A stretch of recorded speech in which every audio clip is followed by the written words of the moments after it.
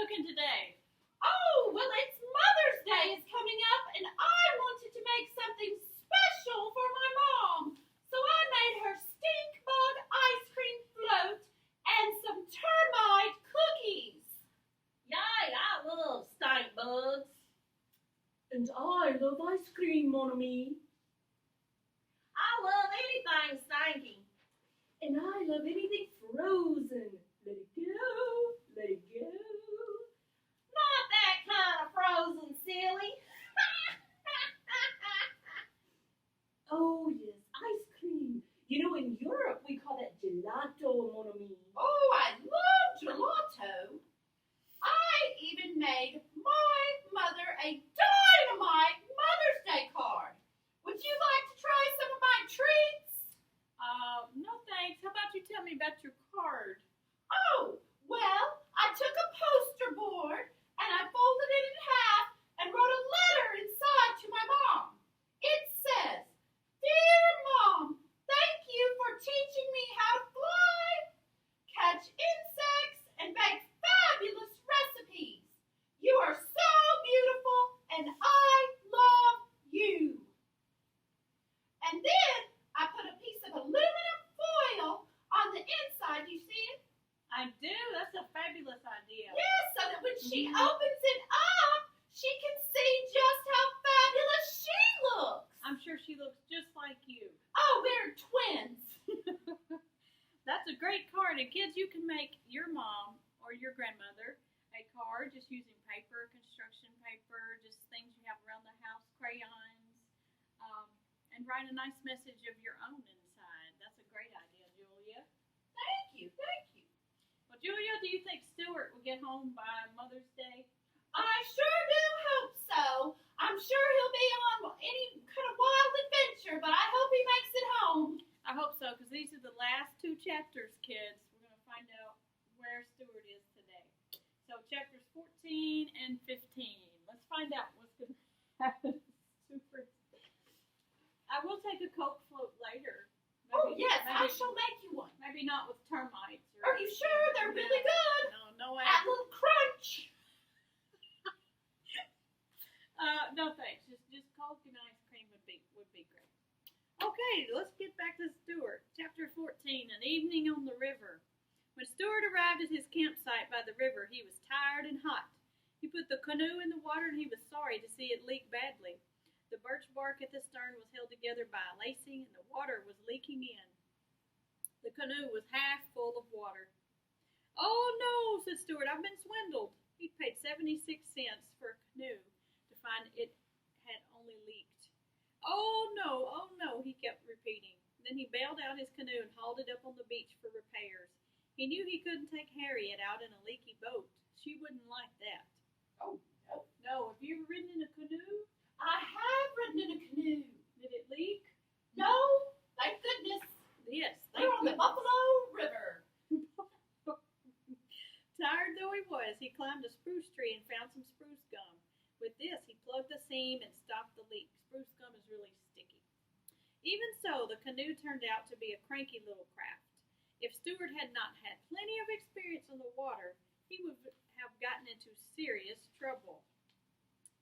It kept tipping over. Did your canoe keep tipping over? Oh, yes, I had a passenger in my canoe, and they kept trying to stand up, and it would lean this way, and it would lean that way. So he's having a problem keeping it upright in the water. He wondered whether Harriet would notice that his paddle was really just an ice cream spoon. So he's worried about all these things. All that afternoon, Stuart worked on the canoe, adjusting everything. He could think of nothing else but his date with Harriet. After supper, he propped himself up against a fern, bit off some spruce gum for a chew, and lay there on the bank, dreaming and chewing gum. In his imagination, he went over every detail of tomorrow's trip with Harriet. With his eyes shut, he seemed to see the whole occasion plainly, how she would look, how calm and peaceful the river was going to be, how graceful the canoe would be. In his imagination, he lived every minute of their evening together. Do you think it's going to turn out like it is in his imagination? Oh, it sounds wonderful. I sure hope it does, for his sake. We really want him to have a good time, don't we? Yes. Yes. Stuart planned to wear his swimming trunks under his clothes so he could dive off the lily pad into the cool stream. He would swim the crawl stroke up and down and all around the lily pad while Harriet watched, admiring his ability as a swimmer. Suddenly, Stuart opened his eyes and sat up.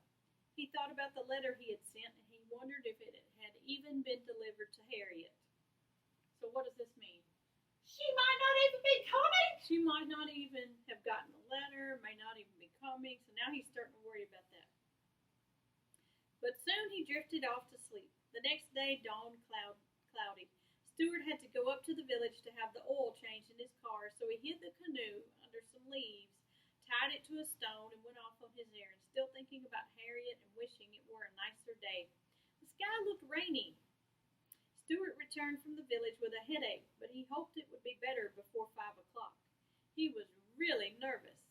He spent the afternoon lying around camp trying on different shirts to see which one looked best on him and combing his whiskers. Have you ever had to get ready for an important event, Julia? Oh, yes, many times, many award shows, you name it. I love to get spruced up. Did you have to try on a lot of different outfits? Oh, Stuart? tons of gowns. Yes. He couldn't imagine what he would do if it would rain just as Harriet showed up to go canoeing. At last 5 o'clock arrived. Stuart heard someone coming down the path. It was Harriet! Yay! He did get the letter! She had accepted his invitation. Stuart threw himself down against a stump and tried to strike an easy attitude, like he was cool or something. What do you think? Will Harriet think he's cool? I'm sure she probably thinks he's pretty cool. He waited till Harriet was within a few feet of him, then he got up. "Hello there," he said, trying to keep his voice from trembling. "Are you Mr. Little?" asked Harriet. "Yes," said Stuart. "It's nice of you to come." "Well, it's very good of you to ask me," replied Harriet. Her hair was tied with a brightly colored handkerchief, and Stuart noticed she carried a box of peppermints in her hand. "Not at all. Glad to do it," said Stuart. "Only wish we had better weather." Harriet looked at the sky and nodded. "Oh, well," she said, "if it rains, it rains."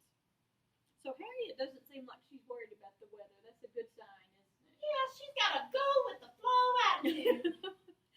"Sure," repeated Stuart. "If it rains, it rains. My canoe is just up the shore. May I help you over the rough places in the path?"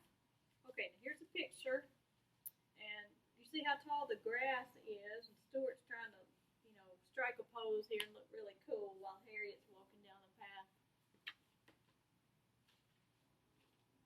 Stuart led the way to where he had hidden the canoe, and Harriet followed. But when they reached the spot, Stuart was horrified to discover the canoe was not there. It had disappeared. Oh, no! Where do you think the canoe went? You think it came untied? I don't know. That's a possibility. Let's find out. Stuart's heart sank. He felt like crying. "The canoe is gone," he groaned. Then he began racing wildly up and down the bank, looking everywhere. Harriet helped, and after a while they found the canoe, but it was a mess. Somebody had been playing with it. A long piece of heavy string was tied to one end. The rocks were gone. The pillow was gone. The backrest was gone. The spruce gum had come out of the seams. Mud was everywhere. One of the paddles was all bent and twisted. It was just a mess. It looked just the way a birch bark canoe looks after some big boys are finished playing with it. So just like the automobile, the canoe is a mess. Like a hurricane. How do you think Stuart feels? He is going to be sad and disappointed because they're not going to get to go on their canoe ride. Right. Stuart was heartbroken. He did not know what to do. He sat down on a twig and buried his head in his hands. "Oh, gee whiz," he kept repeating. So here's a picture. He's racing around. They find the canoe, and it's all bent out of shape. He can't sail in it anymore. Now he doesn't know what to do. How would you feel if you were Stuart? I would feel so sad. "What's the trouble?" asked Harriet. "Miss Ames," said Stuart in a trembling voice, "I assure you I had everything beautifully arranged. Everything. And now look."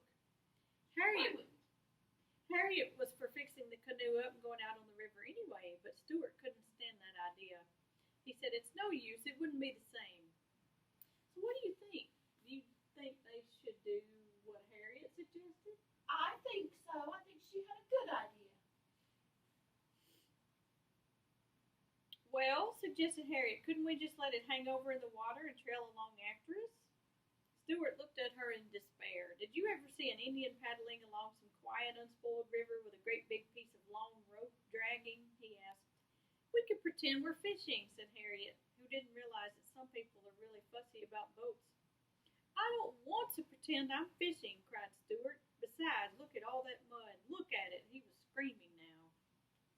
He's throwing a little fit, isn't he? A little bit. A little bit. That's not a good sign. He's distraught over that boat. He is. Harriet sat down on the twig beside Stuart. She offered him a peppermint, but he shook his head. Well, she said, it's starting to rain, and I guess I'd better be running along if you're not going to take me paddling in your canoe. I don't know why you have to sit here and sulk. Would you like to come up to my house? After dinner, you could take me to the dance at the country club. It might cheer you up. What do you think? Is he going? Oh, for sure. I think he should go. It sounds like fun. But listen to what he says. He says, no, thank you, replied Stuart. I don't know how to dance. Besides, I plan to make an early start in the morning. I'll probably be on the road at daybreak. Are you going to sleep out in the rain? Asked Harriet. Certainly, said Stuart. I'll crawl in under the canoe. So, do you think Stuart made the right choice here? I don't know. It sounds like he's just being a Debbie Downer. So, with that, Harriet left, leaving Stuart along with his broken dreams and his damaged canoe. All right, last chapter, heading north. What do you think is going to happen? Oh, I don't know. I'm excited to find out. Heading north. Stuart slept under the canoe that night. He awakened at 4 o'clock to find that the rain had stopped. The day would break clear. Already birds were beginning to stir and make bright sounds in the branches overhead. Stuart never let a bird pass without looking to see if it was Margalo. At the edge of the town, he found a gas station and stopped to get some for his car. 5, please, said Stuart to the attendant. The man looked at the tiny automobile in amazement. 5 what? He asked. 5 drops, said Stuart, but the man shook his head and said he couldn't sell such a small amount of gas. Why can't you? Demanded Stuart. You need the money and I need the gas. Why can't we work out something? So how would you put 5 drops of gas in your car? Very carefully. The filling station man went inside and came back with a medicine dropper. You know what that is? How smart. Yeah, like when you have cough syrup or some kind of medicine, eye drops, you can use that. So that would give you 5 drops. Stuart unscrewed the cap of the tank and the man put in 5 drops of gasoline. I've never done anything like this before, said the man. Better look at the oil, too, said Stuart. After everything had been checked and the money had been paid, Stuart climbed in, started the engine, and drove out onto the highway. Half a mile out of town, the road split. One road seemed to go west, the other continued north. Which way is Stuart going? North. North. Stuart drew up to the side of the northbound road and got out to look the situation over. To his surprise, he discovered there was a man sitting in the ditch, leaning against a signpost. He also wore a leather heavy belt, and Stuart realized he must be a repairman of some kind. Good morning, said Stuart in a friendly voice. The repairman raised one hand to his head in a salute. Stuart sat down in the ditch beside him and breathed deeply of the fresh, sweet air. It's going to be a fine day, he observed.